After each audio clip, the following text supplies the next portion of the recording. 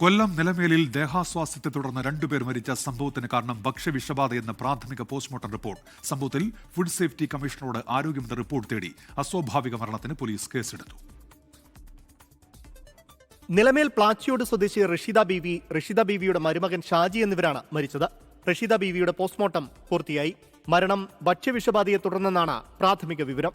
കൂടുതൽ സ്ഥിരീകരണത്തിനായി pathology report കൂടി വരണമെന്ന് പോലീസ് പറഞ്ഞു. കഴിഞ്ഞ ദിവസം രാത്രി 9 മണിയോടെയാണ് ഷാജിയും കുടുംബവും സുഹൃത്ത് കണ്ണനും ഉൾപ്പെടെ 6 പേർ വിഴിഞ്ഞത്തുള്ള ഹോട്ടലിൽ സീഫുഡ് കഴിക്കാൻ പോയത്.